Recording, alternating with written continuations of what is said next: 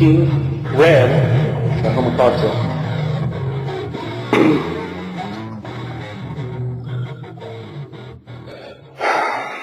Sooner or later, the question comes up in every medical student's career. How much shock trauma can the patient stand? Different instructors answer the question different ways.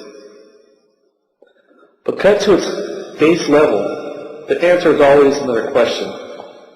How badly does the patient want to survive? January 26th. 2 days since the storm washed me up. I paced the island off just this morning, some island. It is 190 paces wide, as thick as a point, and 267 paces long from tip to tip. So far as I can tell, there's nothing on it to eat. My name is Richard Pine. This is my diary.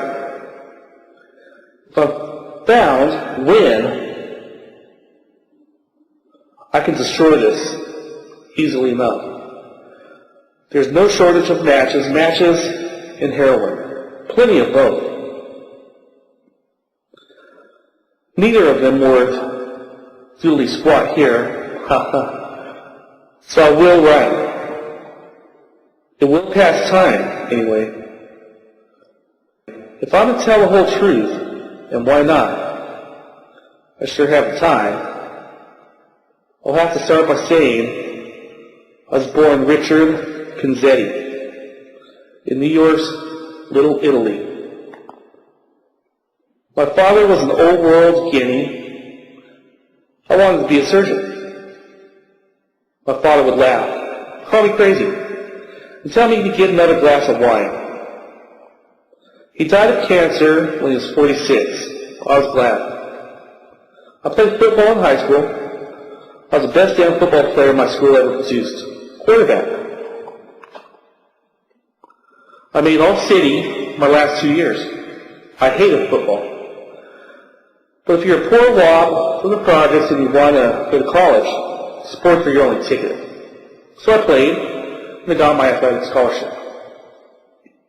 In college, I only played ball until my grades were good enough to get a full academic scholarship, pre-med. My father died 6 weeks before graduation, good deal. Do you think I wanted to walk across that stage and get my diploma and look down and see that fat greaseball sitting there?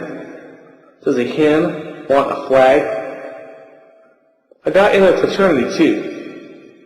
It wasn't one of the good ones, not with a name like Pinzetti, but a fraternity all the same. Why am I writing this? It's almost funny. No, I take that back, it is funny. The great Dr. Pine, sitting on a rock in his pajama bottoms and a t-shirt, sitting on an island almost small enough to spit across, writing his life story. Am I hungry? Never mind. I'll write my goddamn life story if I want it. At least it keeps the mind off my stomach, sort of. Changed my name to Pine before I started med school. My mother said I was breaking her heart. What heart? The day after my old band was in the ground, she was out hustling that Jew grocery down the end of the block. For someone who loved the name so much, she is one hell of a hurry to change her copy of it to Steinbrenner. Surgery was all I ever wanted. Ever since high school,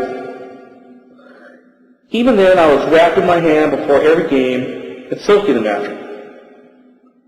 If you want to be a surgeon, you have to take care of your hands. Some of the kids used to rag me about it, call me chicken shit. I never fought them. Playing football was risk enough. But there were ways.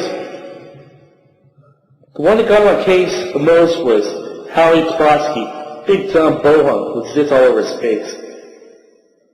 I had a paper route. I was selling the numbers along the papers. I live coming in a lot of ways. You get to know people, you listen, you make connections. You have to. When they're hustling the street, any asshole knows how to die. The thing to learn is how to survive. You know what I mean? So I paid the biggest kid in school, Ricky Brazzi, $10 to make Howard Foster's mouth disappear. Make it disappear, I said. I'll pay you $1 for every tooth you bring me. Rico brought me 3 teeth wrapped in a paper towel. He dislocated 2 knuckles doing the job. So you see the kind of trouble I could have gotten into. In med school, while these suckers were wearing themselves ragged trying to bone up, no pun intended, haha. Between waiting tables or selling neckties or bucking floors, I kept the rackets going. Football pools, basketball pools, a little policy. I stayed on good terms with the old neighborhood. I got through school just fine. I didn't get into pushing until I was doing my residency. I was working in one of the biggest hospitals in New York City. At first it was just prescription blanks. I sell a tablet of 100 blanks to some guy from the neighborhood. I need forged names of 40 or 50 different doctors on them. Using writing samples, I'd also sell it. The guy would turn around and peddle the blanks on the street for $10 or $20 a piece. The speed freaks and the nodders loved it. And after a while, I found out just how much a balls up the hospital drug room was in. Nobody knew what was coming in or going out. There were people lugging the goodies out by the double handfuls. Not me. I was always careful. Never got in trouble until I got careless. And unlucky. But I'm going to land on feet, I always do. I can't write anymore. My wrist's tired. And the pencil's dull. I don't know why I'm bothering anyway. Somebody will probably pick me up soon.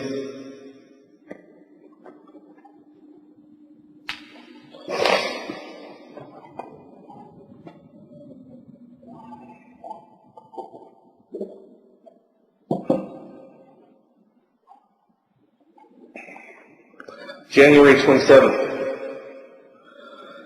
The boat drifted away last night and sank in about 10 feet of water off the north side of the island. Who gives a rip? The bottom was like Swiss cheese after coming over the reef anyway. But I was taking off anything that was worth taking, 4 gallons of water, a sewing kit, a first aid kit, this book I'm writing, which is supposed to be a lifeboat inspection log. That's a laugh. Who ever heard of a lifeboat with no food on it? The last report written in here is August 8th, 1970. Oh yes, 2 knives, 1 dull, and 1 fairly sharp, 1 combination fork and spoon. I'll use them when I eat my supper tonight. Roast rock, haha. Well, I did get my pencil sharpened. When I get off this pile of guano splattered rock, I'm going to sue the bloody hell out of Paradise Lines Incorporated. That alone is worth living for. And I am here to live. I'm going to get out of this. Make no mistake about it. I'm going to get out of this. Later, when I was making my inventory, I forgot one thing. 10 kilos of pure heroin at about $350,000 New York street value. Here it's worth El Zilcho. Sort of funny, isn't it? Ha ha.